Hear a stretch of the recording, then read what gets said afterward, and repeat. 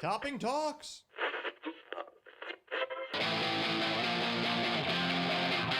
That's 105 hours a week can't be beat.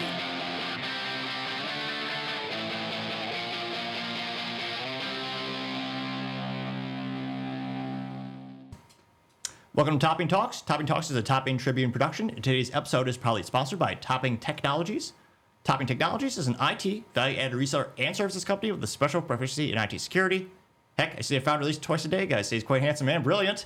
He's me. You see, that's the joke. If you're an IT leader or a business owner, reach out to the team at sales@toppingtechnologies.com. Also, still giving away a free flamethrower with every IT purchase with Picatinny rail adapters, so you can mount it to any standard AR-15 like all awesome accessories can be. Go to toppingtechnologies.com and click the flamethrower button to learn more and see me using a flamethrower. Now, without further ado, today I'm proud to say I'm interviewing Jeebs Bhattacharjee, who is a digital executive protection advisor at Blackcloak Security. Jeebs, thanks so much for coming on the show, bud. Yeah, man, thanks for having me. So why are you back a couple of years? What do you do before you get into IT? Yeah, so I have a real non-traditional background. So from Houston, that's the traditional part, I imagine, being a Texan. But my original career was actually in law enforcement. So I was a police officer here in the Richardson area for 8 years. And I did everything from street crime prevention to crash reconstruction to undercover buys, although I was really, really bad at being undercover. Yeah. Got you excited? Did you smile too much? I have what happened? zero street cred, and I don't speak the street talks. So while I was never dimed out for being a cop, they were just like, yeah, we're not going to sell you any of the drugs. Mainly because I would walk up and be like, 1 marijuana, please. Which apparently doesn't work? Yeah, apparently that's not how bad guys talk. I would like some devil's lettuce. Yes. I should have tried that. Yeah. And then from there, I went down to Williamson County, which I did more of the law enforcement. I was a deputy down there, which was a lot of fun. So it was kind of the highlight of my career. It was on the SWAT team. Really? How did you get in a SWAT team? That's legendary. Yeah. That was a lot of fun. The running I was not a fan of, but that was cool. And then I also did a lot of counter. What's the process like to get on the SWAT team, though? So you have to typically be a police officer for at least 2 years. And then from there is a selection process that usually involves shooting. There's going to be some physical fitness aspect. Usually there's an additional psychological screening factor. And then you have to do another board, almost like you're reapplying to be back on the police department. Really? So, what was it like? What was the most difficult part for you? That's when I learned I wasn't great at heights. Because you had to scale a wall, and I got pretty high up there, and I was like, I don't like the view up here. Oh, maybe I'm afraid of heights. So that was fun. I have to say the most challenging part where you kind of get to know yourself is we also did swiftwater rescue. And so there's a swiftwater rescue course that you do, and they put you in a car.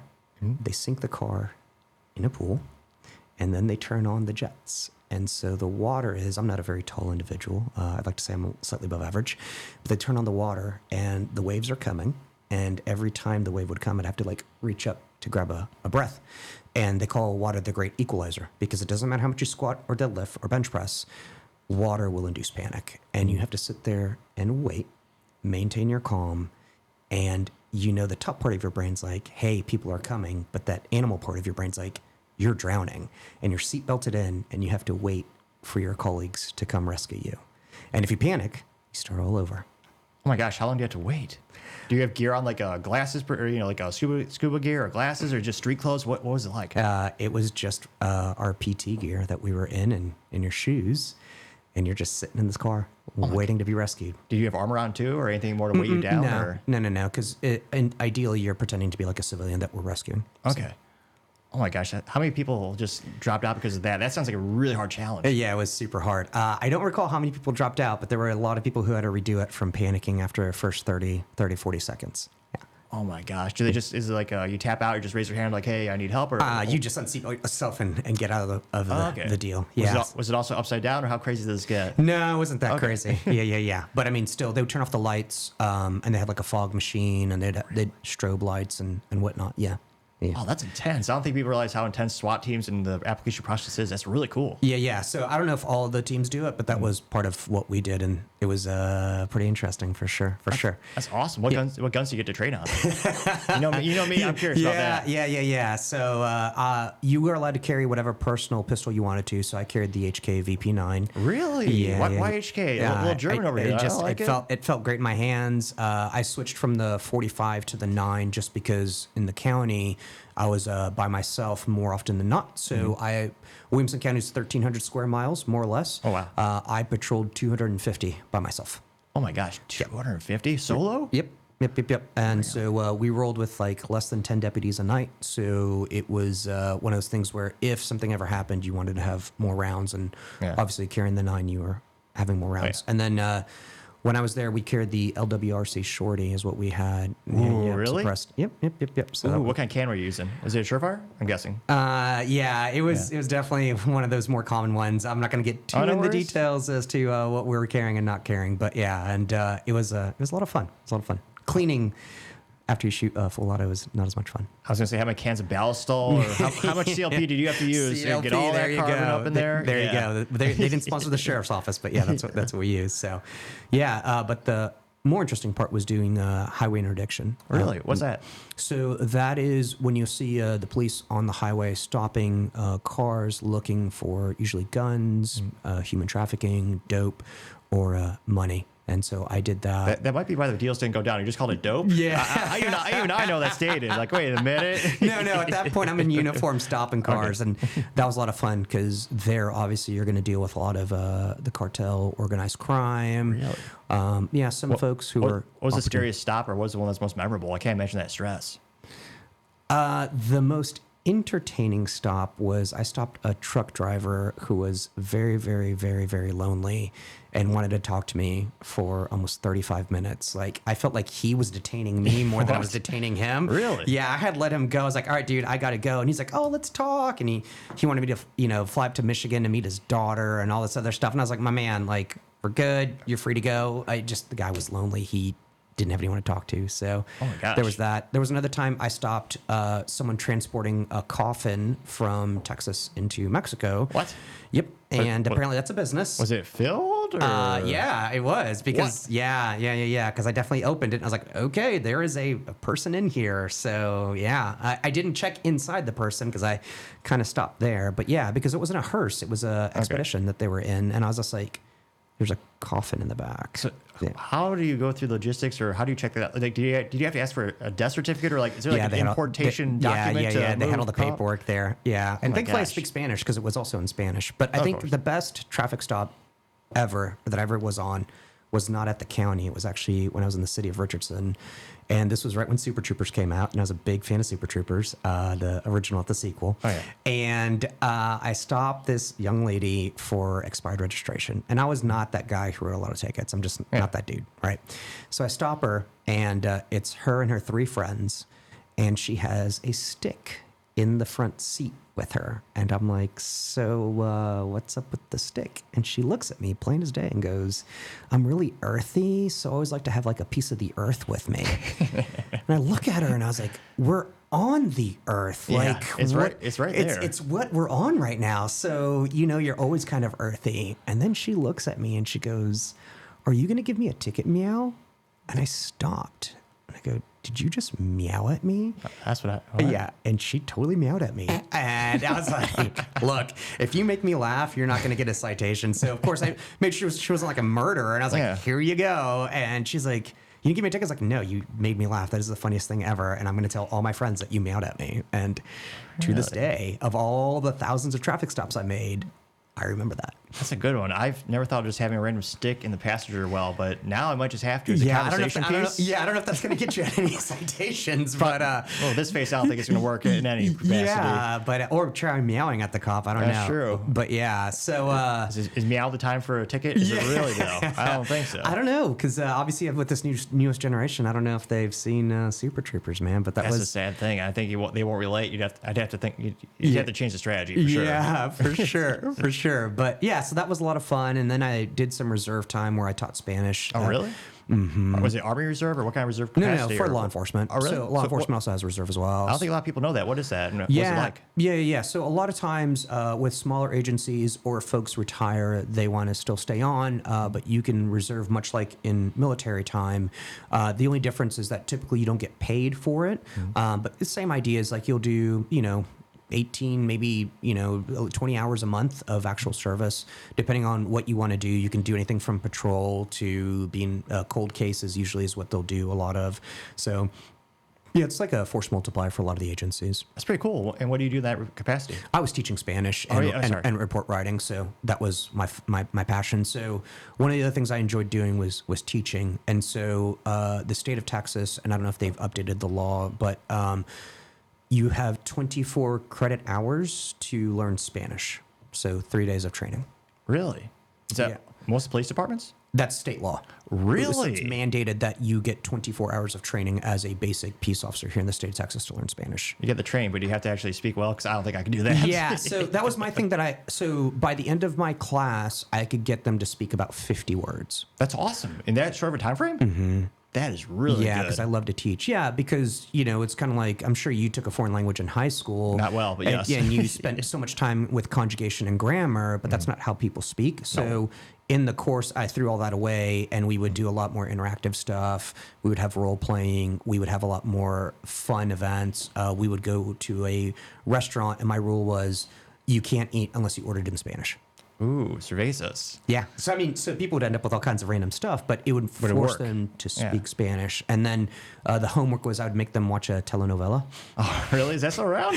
Well, I mean, back then it was. Telemundo? Yeah, for sure. But it was more just interactive stuff to do. And then by the end, the course, the test was a verbal test. So I'd have them say, like, ask me my name or tell me their name or whatnot. Because I had an incident where Spanish saved my life. Really? How? Yeah, same thing in Richardson. So I was at an apartment complex for folks drinking outside, and it's no big deal. Like I said, I was a super laid back dude. So the idea was to just have them go inside and drink. Yeah. But I was going to check their IDs. And so when I was talking to them, I just talked to them in English. I just pretend. That was one of the advantages of having Bhattacharjee as my last name, because it's on my uniform, so people don't think I speak Spanish. And in general, I just have a dumb look on my face in general, which helps too. So, and as I asked for the guy's IDs, one of them said, when he goes back to his car, I'm going to take his gun and kill him with it. In Spanish to his buddies. Holy shit, really? Mm-hmm. So I just pretended, I played it off, and of course I just get back to my car and I go, hey guys, I'm going to need some units because this dude is saying he's going to take my gun and kill me with it. So all of a sudden it starts raining police, and we let everyone else go, and I detained that dude, and that dude was a legit Sicario from Mexico. Holy shit. He had a whole bunch of Santa Muerta stuff on his back, on his necklace, like legit. He probably had some bodies on him. Holy shit. So I tell that story to say, like, it will save your life. But because the only things you needed to learn was pistola, which is obviously gun, right? And matar, which is kill. And you're like, I can put, you don't have to be a detective to put two and two together. Yeah. Right? And so I tell that story because, it saved my life. Holy shit, that's insane. Yeah. So, I can't imagine the feeling of walking back to your squad car and just like, obviously you gotta stay calm, cool, and collective. Yeah. Easy in theory to say, but it's like, gotta walk back and just be like, get here. Like, Oh, yeah. So, and you're just kind of sitting there and you're watching them and you're pretending like you're doing stuff. So, yeah. So, do you just kind of wait there and pretend to do paperwork in the meantime? That's exactly what I was doing. And then did you go back with extra guys? How did it play out? Yeah. So we pruned them all out, and what's that mean? Sorry, I pulled out our guns. Okay, there you go. And put them all on the ground. And none of them ran, or he didn't charge you, or like he didn't have an opportunity to, because essentially two people came up from behind, and then the K9 unit and two other folks came from this other side, and they didn't have a chance to run. Oh, that's awesome. Yeah. Well, I mean, I don't think he felt that way. Well, he might be tuning in. You never know. Hey, guy. Maybe he turned his whole life around. He's like, that was well, not really gringo, but that was the guy. That was the moment. That was the moment that changed my life. But so after law enforcement, I got into executive protection. Really? Which was something I didn't know that was a thing. How would you get into that? I Googled. Oh, really? Yeah. Just like, what other careers can I do with this skill set? Pretty much. Really? That is big facts. That was it. So I just I Googled it, and I was fortunate enough to come aboard ExxonMobil, which was really, really cool. I had a really good mentor and boss there. So he's still there. What was that process like in terms of you just looked at job forums and like? Yeah, I was on Indeed and LinkedIn. Shit. Yeah. And Monster as well. I didn't have any luck with Monster. I hope they're not sponsoring the show. I'm pretty sure they're out of business. They're acquired or something. But yeah, and so I got on my third attempt. Really? And, yeah. Third time's a charm. What happened? Or just persistence? Yeah, persistence, man. Yeah. And nothing against anyone. It was just I was one candidate out of many, especially with name like ExxonMobil. Oh yeah, I mean they have like 10,000 plus employees minimum. Yeah. Yes, yeah. They're in a global footprint, and just the first time around, I just made it through the HR interview. The second time around, it was like HR, and then one other, and then the third time around, the manager, who's a friend of mine, he was like, "Wow, you really want to be here?" I was like, "Yeah, absolutely." And so he was kind enough to give me the opportunity and the chance to come aboard, because I beat out some really on resume high talented people to come aboard. So that was my intro to corporate security and corporate America, and I had a blast. I spent a lot of time with the essentially the faces of the company, the folks that you would see, and spent a lot of time traveling. So how does that work in terms of, again, you have a resume, you're doing the interview process. Did they also have like a physical test? No, really? no. A lot of that was obviously the height weight standard is not going to be enforceable because it is still a private organization. Yeah. But internally within the company, obviously we did have like a PT standard, et cetera. So, Okay, it wasn't part of the process of, well, they could probably just look at your resume, just look at you, be like, that guy's pretty jacked. He'll be fine. Yeah. Just no heights. Keep them low. Yeah. No helicopter. Okay. Yeah, that's right. I didn't have to protect any of the tall executives. Right? They were going to be good from the navel down. Exactly. So, but it was a lot of fun. It was my first insight into corporate security and obviously corporate culture, and that was a blast. So, what was it like traveling to logistics and all? Yeah. I can't imagine the complexities around that too. What was it like? So I'll tell you, I spent more time exactly what you just said, planning the logistics than actually the protection aspect. Because if you do your job correctly and you plan your logistics correctly, your executive will never be in a position where you would have to do the protection work, right? The day you have to do protection work, something went really bad. Just because that means that planning went bad, or your intel wasn't good, or something happened. So, yeah. And what kind of changes were there for your equipment regiment? Did you get some different gear or the same gear? And do you get obviously we were more subdued, right? We weren't carrying like plate carriers and carbines, right? So yeah, it was far more subdued. But I will tell you that the idea here is to not draw attention. And of course, there's a lot of theories with executive protection. I'm sure we'll offend some people by having some feels about it, but the way overall that we ran it was very, very subdued. You're trying to blend in, trying not to project who you are, where you're at, et cetera. And for a lot of parts, outside of like the top 3 or top 5 executives, they wouldn't know who these folks are. So yeah. Well, that's also something business have to worry about these days in terms of activism or evil bad guys, not just going for the top face of the company. Now they're going for folks where, again, not to be pejorative about different positions of companies, but they're not as well known. Yep. But if you look at their corporate websites, they're maybe 1 or 2, 3, tiers down in the organization chart. Yeah. And now even they have to start worrying about these days too. Yeah. It's just unfortunate reality of the United States and probably a little bit to an extent the global as well. Yep, absolutely. So from there, I'm so fascinated with that role. Did you get kind of have some autonomy in terms of you get to select your own gear they get to use? Yeah. Did you have a desire? Did you want like a soft plate or anything like that? No. Because I mean, especially if you're traveling overseas, the rules get a little bit more complicated. What's that like? It was a blast. I mean, that was the first time I ever tried business. Oh, really? Yeah, business international changes your life, man. It ruins you because they get to know your name. Like, I remember the first time we traveled to Singapore, and someone in business and someone across from me like got up and changed into pajamas, and I was like, "That's allowed? What's going on? Are we like this already?" And lo and behold, when you travel business international, if it's a long enough flight, they give you pajamas to change into.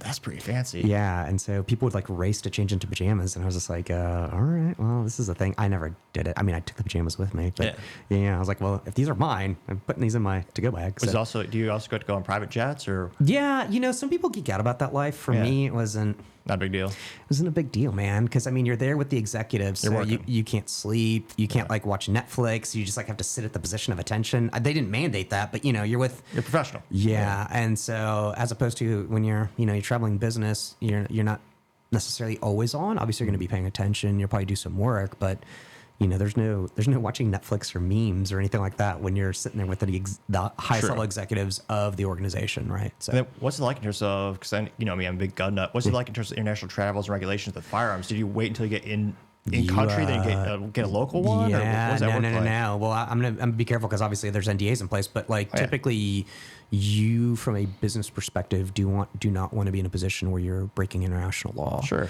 So you're probably gonna have contractors. So if it was a high enough level threat, and this is just general, so I don't feel like talking about that, but like you'd have contractors who would do that. So essentially, they would be the law enforcement would be the outer ring, the contractors would be the middle ring, and then you would be the last ring. So you're hiring PMCs, or I guess conceptually, you wouldn't want to worry about taking guns internationally because I know there's a bunch of rules and regulations. Would the PMCs just buy them locally? Then so first of all, they're security companies. You would hire the local security company. Okay, that should be the arm. Then you guys be more intelligence and closer proximity. Okay, that makes more sense. And driving, obviously. Oh yeah.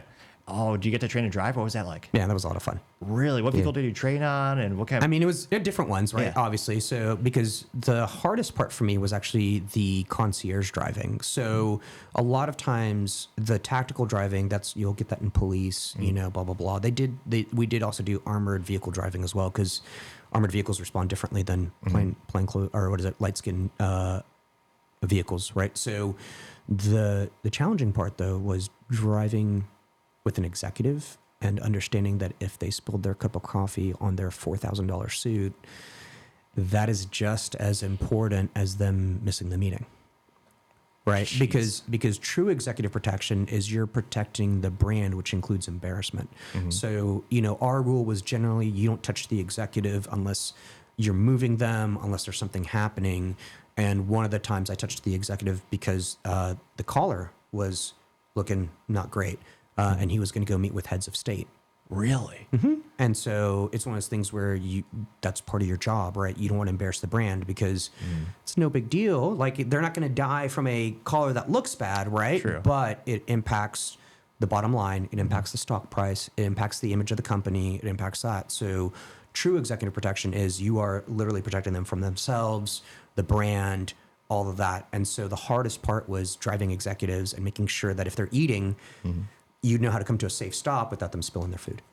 I can't mention that stress because again, those vehicles also, like you said, respond very differently. The braking on an armored car, a lot different than a regular Toyota Corolla on the street. Or if there's a pothole that you're not familiar with, right? And they're about to take a drink, or let's say they're drinking a soda, right? And they spill on their white shirt. I can't but think I would. Well, if I were that position, I'd definitely have like 5 different extra backups of clothing. That's part of what we did too, right? Oh, yeah. Is you had spare clothes as well. So yeah, I mean, like a lot of people talk about exec protection for all the tactical stuff, but it's all this other stuff that's equally, if not more important. And same thing with like medical, right? So I was an EMT as well. Oh, really? I went to EMT school through one of the other companies that I worked for because it's important, right? If you have an executive that falls out from a medical condition and all you're trained to do is put holes in people, then that's not very helpful, right? So having that training was super helpful as well. That's incredible. I can't imagine the stress of all those variables I have to deal with. Yeah, I mean, and sometimes the executives would mess with you. So really? All the time. Especially when they got to know you and like you, they'd mess with you all the time. Like I'm not going to say which company I was at, but like I had one executive who liked to drink coffee, and he'd look at me like he's going to drink the coffee, and I'd like try to slow the vehicle down, and he's just like staring there, and I was like, he's like, "Sir, come on, and take a sip." Yeah, he's just like, "I'm just messing with you, Jeebs," and he's like, "Or am I?" I'm just like, "Oh man." So, but you would do things like, I had an executive, they'd give me their cup of coffee. And so we talk about, they would do their thing. And so you put the cup of coffee so that way the lid is facing them. So that when they take their cup of coffee, it's mechanical, right? So these are the kinds of things that you learn to do that in law enforcement, you really didn't care about because the level of attention and that concierge service, you didn't need to give it to them. But in executive protection, regardless of the executive, everyone had their isms. The funnest ones was working with celebrities on site. Oh, geez. That was a blast. Yeah. And I say on site because, I could do another podcast about executive protection. All right, we will. That will be its own thing. And I'd love to bring a few friends aboard who did it because they have some better stories than I do. But my rule was no illicit drugs and no illicit activities. That was my rule. Oh. Not my jam. Because that's a thing that folks had to take care of, and I just didn't want to do it. And so working on set was super interesting because some of them were very prima donna, and others they did not want to be prima donna. And that was a thing where you learned you can only protect people as close or as far as you let them because some executives wanted you essentially in their pocket, and others were like, don't make eye contact with me. Really? And you still have to protect them. Yeah. Yeah. So, yeah. Yeah. Oh man, I can't imagine the stress and how interesting. I was gonna say, without names, do you have like a funny story or anecdote you'd like to share from that little sample size of your life? I gotta wait for NDAs to run out. Don't worry, dude. Yeah. And then, out of curiosity, this also probably gets into the extra paranoid. Do you have to worry about supply chain or logistics or the chain of command when it comes to like the food, like the drinks and the food? And Thankfully, I never protected anyone with that level of concern. We did worry about electronic listening a lot, obviously. Makes sense. And then with being in the movie industry, script control.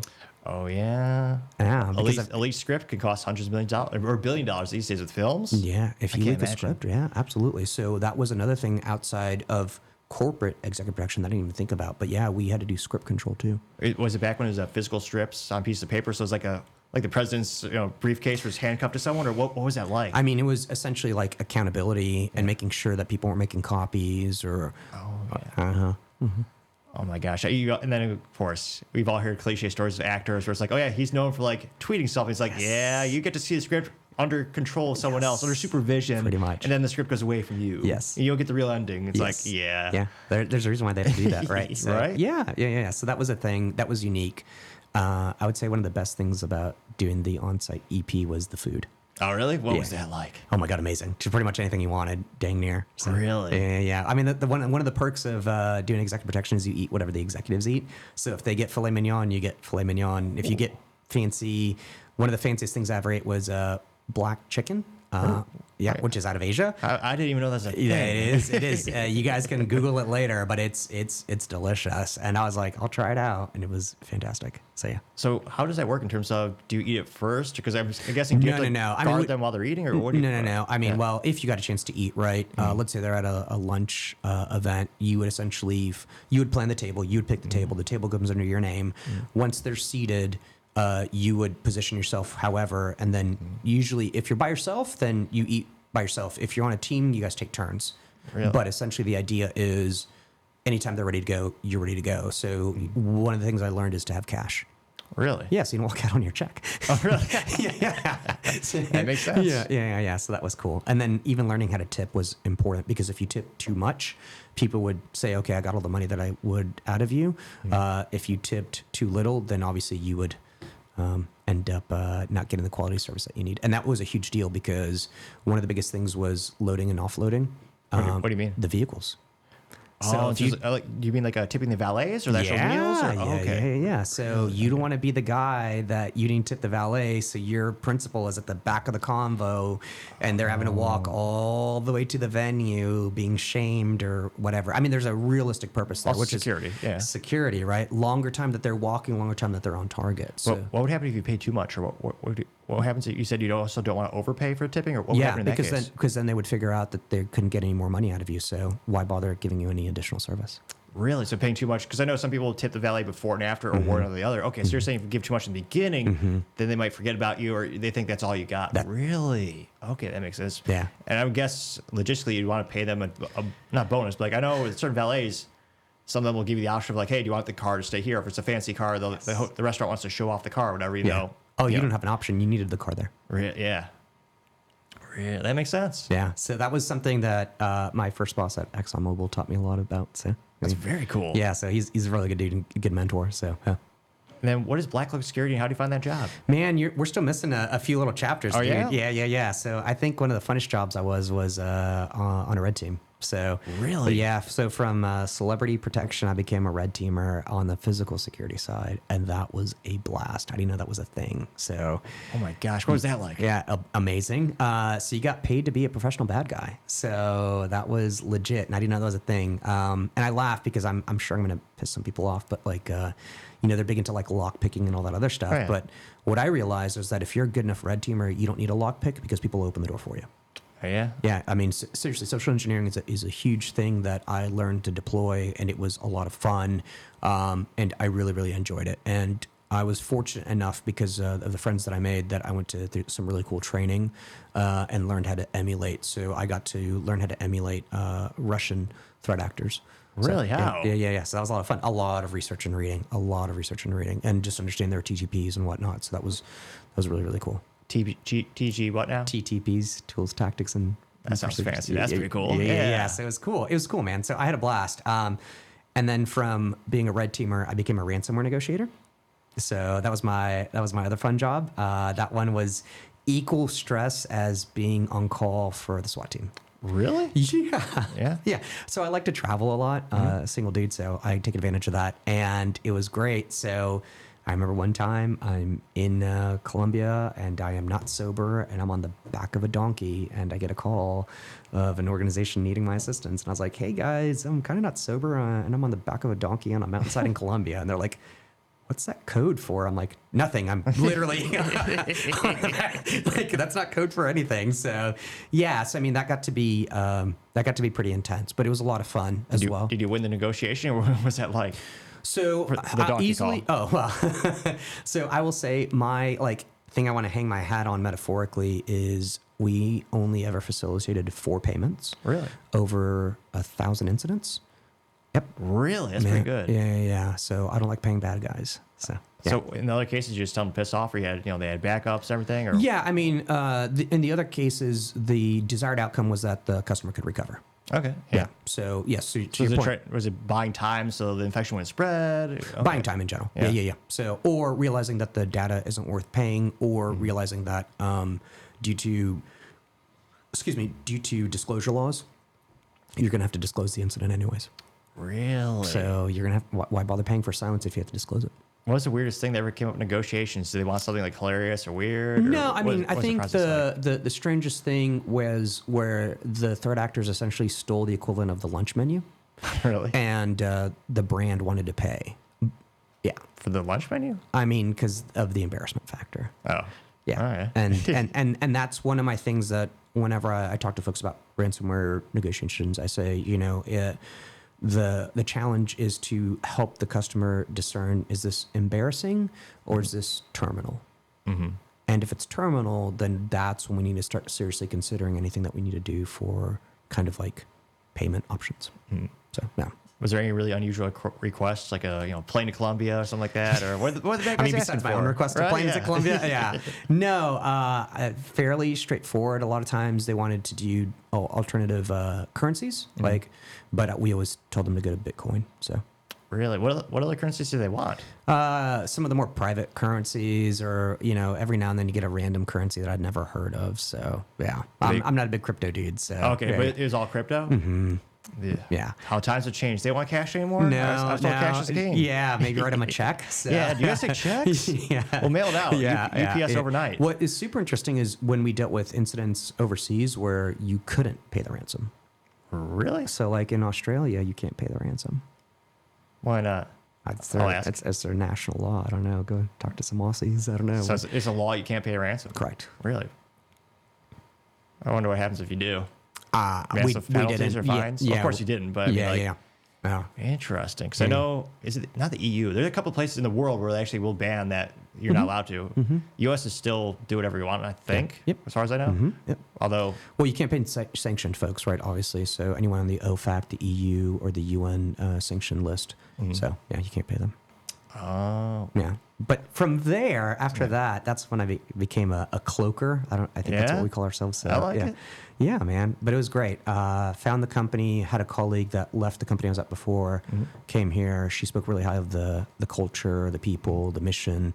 And I came aboard. I've been here less than a year, and I've been loving it. So that's awesome. What do y'all do for just in terms of even my parents can understand?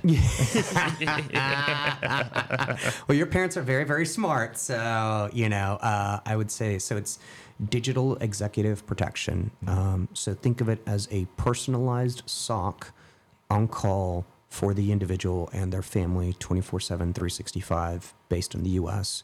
And then on top of that, we do a lot to reduce your visibility, AKA if you have the free time to Google yourself, we reduce that visibility so it makes it harder to target. And then the other thing that we'll do is we'll protect the home digitally as well. That's really cool. Yeah. So it's a really cool company. We've been growing, thankfully, and it's a really cool mission. So enjoying it every day, getting to talk to some real people, and ultimately, like, kind of what I enjoyed doing was a police officer is protecting people and making sure the bad guys don't win. That's what I'm doing now, and I love it. That's awesome. So many people forget about the security risk, not just cyber, but physical at home for like executives, spouses, and kids. Where it's like, yeah, the executive has their corporate device. It's all nice and secure when they're at the office, but depending on their policies and what the kids are doing and the local network at home, it's like, Yeah. oh yeah, that's an issue. Yeah. Well, I mean, we know threat actors are pivoting to the home, so everyone's heard of Salt Typhoon, right? They've got yeah. AT&T, T-Mobile, quite a few other Oh, yeah. unfortunate folks. And then there's another company called Murky Panda, or another organization called Murky Panda, and they are specifically targeting the executives, their homes, their family home offices, their personal devices to mask their traffic and then lateral into the enterprise. So there is a there for folks who are concerned about that. What's your favorite use case you're allowed to talk about, or your favorite experience? Favorite use cases? There's so Yeah, many. I mean, right? we've been helping folks for quite a while, right? I think that the biggest impact is whenever people feel trapped by these threat actors, they can call us and there's a path forward. We've had folks who were subject to man-in-the-middle attacks because they didn't use a VPN, right? And people can, people laugh and all that stuff, but it happens, right? Of course it does. Yeah, and so we spent 60 hours one time to make one customer right for being the man-in-the-middle attack. Yeah. Oh my God, 60 hours. Yeah. And then another one, we dealt with a SIM swap attack, where the individual had turned in their phone to their provider, and of course there was an insider there, alleged. Of course. And our SOC was able to find the threat actor, put enough data points together to then submit the evidence to the police. Really? And we made the customer right as well. Yeah. That's incredibly cool. Yeah. So we get to do some really cool stuff. A lot of people don't realize how vulnerable a lot of those areas are. Where it's like, oh yeah, little card, who cares? Throw it in the basket. It's like, yeah, that's real data. That's real valuable. Real valuable to someone. Yeah. What I say now is data is the most valuable currency that we have, and we just give it away. Oh, absolutely true. People don't realize how vital it is. Yeah. I mean, I just moved into a house and I was setting up the TV, and first thing I do is I go to privacy controls, and one of the things that said is voice recognition, and I of course turned it off. Yeah. But it's one of those things where even now your smart TV is listening to you, which is what kind of things are you saying in front of your TV that you may or may not want other folks to hear or say, or et cetera. So yeah. And that's why I have a Sony Trinitron from the 80s. with the rabbit ears. Exactly. It works great for the Atari and the old stuff. Yeah. But yeah, that's a creepy thing about how much is put into tech. Even if the manufacturer of the TV isn't using it, it can be hacked because it's electronic. 100%. And yeah, I'm not sponsored by Samsung. We'll say Samsung. I think it was a couple years ago, like they realized that Samsung, they were able to hack them. So they really used reverse the speaker technology. So they actually would recognize people and it'd almost do like not a sonogram, a wave scan of the rooms too, kind of like they do with Wi-Fi antennas. Yeah. The amount of stuff they can do with those TVs is so damn creepy. Yeah. It's the reason I have a modern TV. Yeah. Well, I mean, we talk about the apps, but then we talk about the apps behind the apps. So like Gravy Analytics got hit at the beginning of this year. Oh yeah. And that was super impactful because they run, as it says, all the analytics. So like behind your stepwatches and all that other stuff. Mm-hmm. And with the power of, AI, you can very easily build some sort of targeting package on someone that you're looking to dox or do something kinetic or dynamic to them. Absolutely. And especially nowadays, the power of data. Imagine if you had the data analytics for the CEO of what if you had Warren Buffett's information in terms of his heartbeat, his whole health, all the analytics just from a watch. I mean, that could sway the stock of billion-dollar companies. Just because, again, with predictive analytics, you can be like, oh yeah, this disease is a high profit, the propensity of this disease with this health is very high. It's like, that could change company around completely. It's scary how much data is out there and how it can be used for good and bad. For sure. Absolutely. I mean, it's terrifying, and we see bad guys doing it all the time. And now that we know that bad guys, I always like to say bad guys, they're not stupid, they're lazy. So they're going to go the path of least resistance. Yep. And we know that the individual, the home, the family, unfortunately, like the children, they're the ones who are often least protected, most susceptible, because unfortunately, essentially kids are born with phones in their hands. In fact, one of the saddest things I heard is we have a customer, their 6-year-old daughter received their first piece of mail. And that first piece of mail was a breach notification letting her know that her data is out there. Really? I'm kind of a boomer. I don't think anyone under 18 deserves or needs a phone, but it is creepy because they voluntarily put that information out there. And yeah, so I was about to say kids don't care about cybersecurity. Spoiler, I wasn't either. I mean, back in my day, we had LimeWire, which is that's how kids learned to reformat and rebuild PCs. That was me too. But it's one of those things where it's like, most people in terms of security is always below the convenience of the product that they're trying to consume. Yeah. And and all the apps out there. And again, Google and Apple do their, they clean it up so it's not quite the Wild West. Yeah. But it's one of those things where it's like, I mean, kids don't care about cybersecurity. They care about getting their information in their toy now, their app now, and they'll click God knows all the links and all the stuff. And it's like, yeah, all of a sudden that phone that's a toy or, a convenience be a malicious tool in their hands. And all of a sudden, traverse the network, infects the dad or the moms, and it goes to their office. Yeah. The amount of risk out there is just so mind-boggling. It's overwhelming for a lot of these people. Yeah, I always laugh. I say if the app is free, it's because you're the product. Oh, it's damn true. Absolutely right. Yeah. It's true. All these companies are collecting all that data and selling it to someone or getting breached, and then someone. It's overwhelming for so many people. That's why they need tech and services, like from Blackcloak, which is sold by Top Technologies. Yeah. Free flamethrower with every IT purchase. Yeah, you guys are a great partner. That's true. You're too kind. That's another reason why I like working here. That's how I got to meet you, man. So, yeah, and like I said, it's a problem that's only going to grow, right? As the home becomes more interconnected. Obviously, we know post pandemic people were working from home, right? So the hybrid work environment. So even that traditional separation of work life and home life is no longer there. And then you think about like digital nomads like myself. You start traveling all over the world. Clearly, while some folks say that they embrace cybersecurity, that may not be the case, right? And so you're then exposing your corporate or your personal device into those other environments. Absolutely. Yeah. And who has time to worry about all that? Just use stuff like us. Yeah, that's right. Especially when you're enjoying the beach, right? So precisely. Yeah, let us do the work while you're enjoying the beach. So, right? Yeah. And then what do you like to do outside the office? Are we allowed to be outside the office? Is that a thing? Every once in a while. Oh, okay. Yeah, Every second go see the sun? Yeah. Right? No. So I was a competitive powerlifter when I was a police officer. So I competed in the Texas Police Games, which was a lot of fun. So squat, for those of folks who don't know powerlifting, it's squat, bench press, and deadlift. So at sub 150, my best deadlift was that I got credit for was 465. So, holy shit, that's great. Yeah, that's awesome. yeah. What was it like training for all that? A lot of fun. Well, I mean, also, it was part of my job, right, to stay in shape. So I'm never going to be a big dude. I never wanted to be a big dude. I have some feels about, like, being big and scary as a police officer was not my objective because I always wanted to be approachable. You didn't want to be Ronnie Coleman? Yeah, that's right. That's right. Yeah, for sure. Or be as chemically altered as him, allegedly. So, of course, allegedly. Yeah. And total natty. Yeah. Big into protein. And then from there, I transitioned to doing amateur strongman, which was a lot of fun. And so for folks who don't know, strongman is you just take heavy objects, and the idea is you to moderate heavyweight, but just max out sets, or you do some sort of grip where you're like holding onto something. And so some of the biggest things that I ever pulled is I pulled the cab of an 18-wheeler. What? How and why? That's awesome. Yeah, I got harnessed to the 18-wheeler. I got to pull it. That was a lot of fun. How long did you pull it? Or what was it like? I think you pull it like about 125 feet. Yeah. Holy shit! Yeah. Do you have a harness? I guess you have a harness to a chain to So the you had a vehicle? harness to the vehicle, and then you had the rope, and you pull, and that was a lot of fun. Oh my gosh. Yeah, and then the heaviest farmer carry I ever did was 300 pounds in each hand.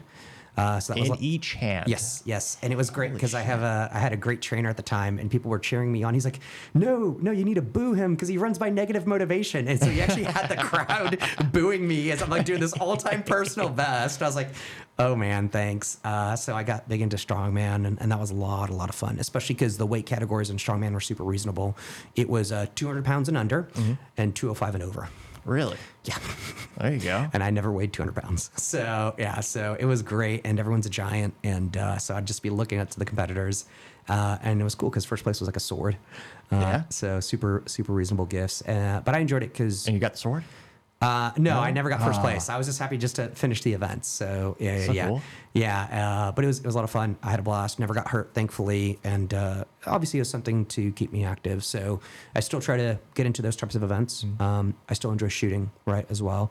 So that's something I've never gotten away from. So I just mainly right now I do a lot of pistol. I don't have any carbines yet, but I will be. What? I will be. Yeah, I will be. We can talk about. How's it possible? You're a Texan. I know, but I do own several shotguns. So, yeah. So if HK wants to sponsor me, for sure, I won't say no to HK money. But so what's your dream carbine and setup? Anything with a bayonet on it. Yeah? No, I'm just kidding. I was going to say old school. Yeah. On Springfield. Yeah. No. I have this thing. I know I'm going to hurt some people's feelings. I don't like the 5.56. First of all, I don't like the 5.56. So anything that's 308 or heavier. Okay, you want a big boy. I do. I'm a small guy. Yeah, So, so you want? yeah. I was gonna say you want a 308. Yeah, or There you go. heavier. So yeah, for first of all, but a dream carbine, all jokes aside, is the one that helped win World War II. Really? Yeah. Good old M1 Grand. There you go. I was gonna say General Patton. He says it's one of the best war implements of all time. 100%. There's something also iconic about that ping once you get that eighth round off. Yeah. They're getting the CMP program, the Civilian Marksmanship program. You used to be able to get them for a couple, like $500. Yep. Kind of fluctuates with the demand and everything, but yeah, I'm ashamed to say I don't have a 308 M1 Grand yet. I really would love one. They're so iconic. There's also something about wooden furniture on a firearm. It's just pure nostalgia. 100%. And the other one was the civilian version of the M14. Really? Those There you go. those would be my two, but same thing, the caliber. So you're seeing that. I was a big fan of a heavier caliber. So Yeah. Well, so what kind of a 308 would you want? So there's a couple good ones out there. the SOCOM one's perfectly fine. So Yeah. I'll once again, if they want to sponsor me, I have no problems with that either. So What are your thoughts on the Scar Heavy? Do you like it or hate it or I've never shot it, so I don't have an opinion on it. what? Well, we'll fix that. Don't you worry. yeah, for sure. Aren't we doing an event coming up? Yeah, you're right. November 20th, we shoot full auto suppress security fears. Gonna be rifle gear in the Colony, Texas. For IoT executives, sign up. We'll have a registration link somewhere, or just hit us up at sales.topictechnologies.com. Yeah. We have a full auto. Coolest one's gonna be FMP90. Yeah. Unfortunately, they can't suppress it, or so they claim. And they modified it, so they actually built the one. If you have an SOT tax, not to get too nerdy, but I shall. If you have the right licensing in the United States, you can actually make your own machine gun. So they actually took an FMP90. They got it from semi-auto from the factory, and they just modded it to be full auto. But they actually made it so it's actually faster than the factory full auto. And yeah, there's no recoil to that thing hardly. It's really. I did the promo shots. It was really fun to shoot the FMP90. The downside is like that Are those costs. promo shots active yet? Oh yeah, they'll be up there. They'll be online. Okay. Are they linked in yet? I'll get them on there in a couple hours. Yeah, by the time this airs, yeah. Okay. But it's one of those things where it's almost $1 per round for 5.7. Yep. But again, it's like it'll appear the military application. The application is exceptional for what it does. What it does exceptionally well. Yeah. But like I'm so frugal. You mean I'm- spend your money? Yeah, I'm so frugal. I'm like $1, and it's a 50 round magazine. You plop on. It's like $50 per if you're to shoot the whole thing at once. Yeah. It's like man, it's so much fun. Of course, iconic the MP5 and 9mm suppressed. That's really fun. That's gonna be I still haven't aged a true MP5. I mean, the question is, can you put a bayonet on it though? Yeah, I got duct tape, man. That's it.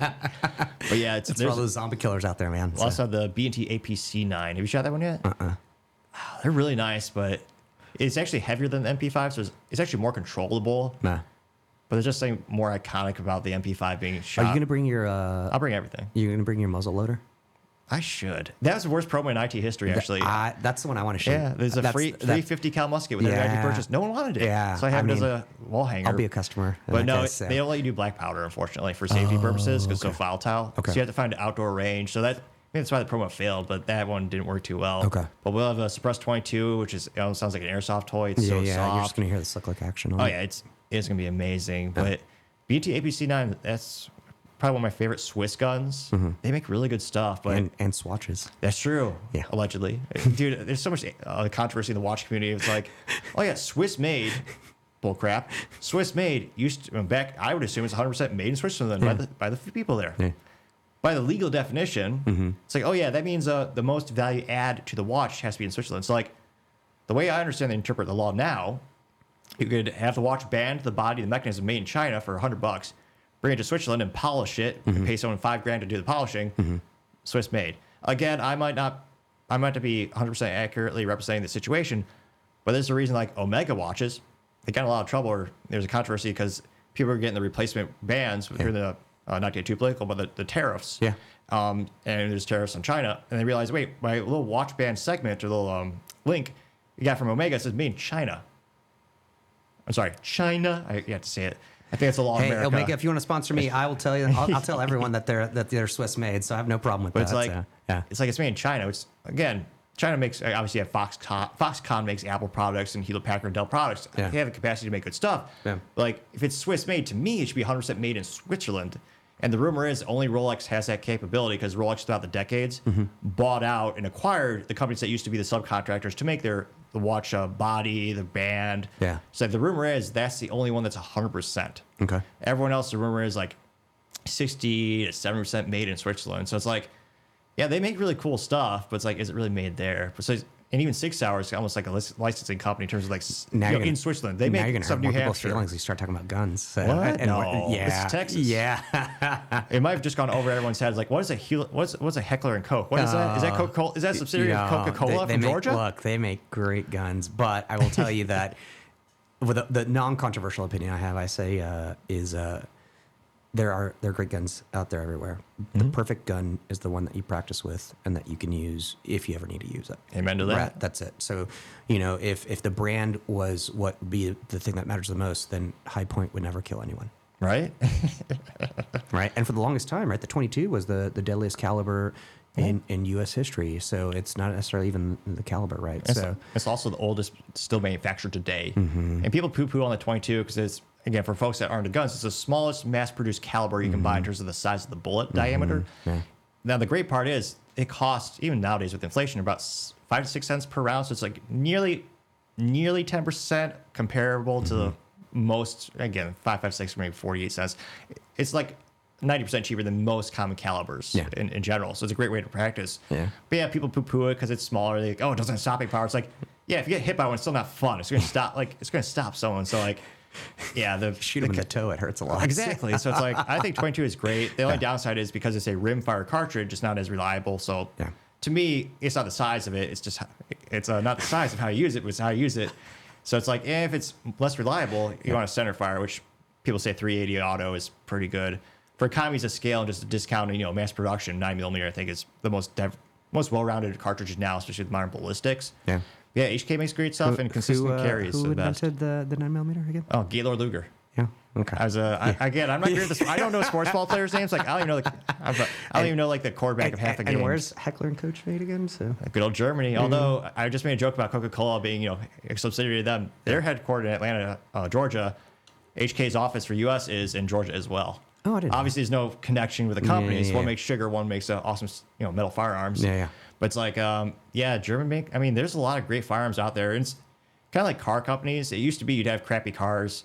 Most modern cars are pretty reliable and good, just like guns, because a lot of competition. And only with social media and just as public knowledge, research development, and just consumer knowledge, you really can't allow. It's really not feasible to be in business in a capitalistic area. Yeah. And have a bad product. So it's like people poo-poo High Point. I mean, all of them. I mean, you're gonna have your people who hate them and love them. There's people who follow the brand, and I'm just like I always say, that's same thing with cars, right? What's the best car? The one that gets you to and from where you need to go. The one that starts every time. Oh, 100%. Exactly. So it's like, there are a couple of brands like 308. You got me thinking, what's the best 308 semi-auto rifle? Daniel Defense makes a really good one. Their AR-10 is really nice. One of my buddies has it. He's never had any complaints about it. But again, FN Scar is pretty good, or Scar Heavy for the 308 cartridge. Trying to think of what do you have? I know you don't care about brands, but do you care? Does that just be any semi-auto AR-10 magazine? Well, pretty much. Yeah. I'm not picky, man. I'm not picky. Well, you put a can on it though. No. For those who don't know, that's another slang term for suppressor or a silencer, as they say. No, I want everyone to hear it. You want to run it? No, I want everyone to hear it. I like to have my hearing into my late life. No, so. it's fine. It's fine. I want everyone to hear me celebrate the sound of freedom. But you don't want the less recoil, more accurate. No desire. No desire. You're not loud in charge because without a can on a 308. Did they need a can to beat the Nazis? I mean, you say that they actually had some cans in World. I mean, you want to get technical? You did have a couple cans in World War II. Yeah, a couple. Yeah, it was. Who was the Well-Rod was one of the prototypes, or small manufacturers out back then. No. But yeah, it's kind of funny. They had some rudimentary. Yeah. I mean, they've been around forever. Yeah. But yeah, I mean, World War II. If I wanted to get a collectible firearm from World War II, it's like crazy. GM used to make the grease gun. Yes. Which, oh my gosh, how much money they saved. I mean, the Tommy gun was costing the U.S. government like $400 in money back then. Then General Motors was like, we'll stamp out a grease gun for you, which it was called it because it looked like a real grease gun, but it shot 45 ACP. Yeah. It's like, we do it for like $30. Yeah. Uncle Sam's like, oh yeah, we're gonna save $400 on that thing. I mean, the Thompson's another one but I'd love to own. Oh, semi-auto or full? Semi. Yeah, those are easy. That's not too fat. Those aren't too bad. They're usually $2,000 to $3,000 used. Yeah. I mean, they're beautiful guns. Once again, the wood on there, it's just a gorgeous looking firearm. So. I was going to say, I'd have to do some weightlifting because you can get the 50-round drum or 100-round drum for those things. It's like Oh yeah, you gotta be in shape to hold that. Yeah, up. you do. Yeah, you do. 100 rounds of 45 ACP. Oh my like, goodness. What is that, like Oh, yeah. $300? like 500 now with inflation. Yeah. We had the Tommy guns, like Yeah. the full auto transferable ones are like 30 to 40 grand now. Now, thankfully nowadays, the tax stamp is about to be $200 or go from $200 to $0 in 2026. But it's like, yeah, because again, the supply and demand, the registration with the full auto, it's like, I don't know. I'd love to have the historical provenance of like the real thing, but they're so hard to find. And when you find them, they are so expensive. Of course. It's like, oh, but yeah, something about wooden firearms, just the historical provenance. Like, you used to be able to get a Mosin Nagant for like $50. And even those, like, I saw my Cabela's, man, I kid you not, $600 for a Mosin Nagant from Russia. Dude. It's like, those used to be $35 gun all day long. Dude, love it. But I was gonna say, I appreciate you hanging out with me. My little ADHD went off the roads a little bit, but No, you're appreciate good, it man. as always. It's Keeps good things on the show, man. Yeah, cheers, man. Absolutely. Thank you, everyone, for taking the time to tune in. Don't forget to like, subscribe, and comment. Also, don't forget to take time to tell your family, tell your friends, tell your coworkers, heck, tell your enemies, tell anyone, everyone. Just stay safe. You have a great day.